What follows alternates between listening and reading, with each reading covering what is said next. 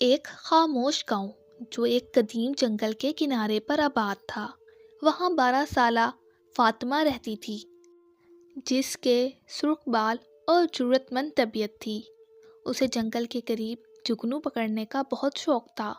ایک چاندنی رات اس نے ایک جھلملاتی ہوئی روشنی کا پیچھا کیا اور درخت کے درمیان اس جگہ سے آگے نکل گئی جہاں وہ پہلے کبھی نہیں گئی تھی۔ وہ ایک عجیب سی کھلی جگہ پر پہنچ گئی جہاں درختوں کے سائے اپنی مرضی سے حرکت کرتے ہوئے دکھائی دے رہے تھے، گھومتے اور بل کھاتے جیسے وہ زندہ ہوں۔ اس کھلی جگہ کے مرکز میں ایک پرانا ٹوٹا ہوا گنبد نما چھتری کھڑا تھا جو ایک عجیب سی چاندنی جیسی روشنی میں نہایا ہوا تھا۔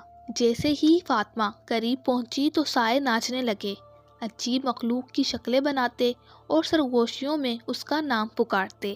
خوف کے باوجود اس کی جستجو نے اسے آگے بڑھنے پر مجبور کیا۔ گنبد کے اندر اس نے ایک چمکتا ہوا آئینہ دیکھا جو مایا کی طرح جھلملا رہا تھا۔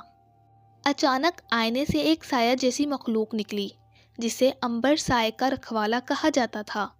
عنبر نے فاطمہ کو خبردار کیا کہ یہ سائے بے قابو ہو رہے ہیں اور اس کی دنیا کو اپنی لپیٹ میں لے سکتے ہیں۔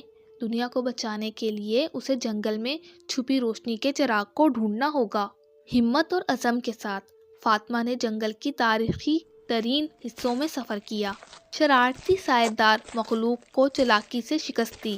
روشنی کے چراغ کی مدد سے اس نے ان سایوں کو ختم کر دیا اور اپنے گاؤں میں امن بحال کر دیا۔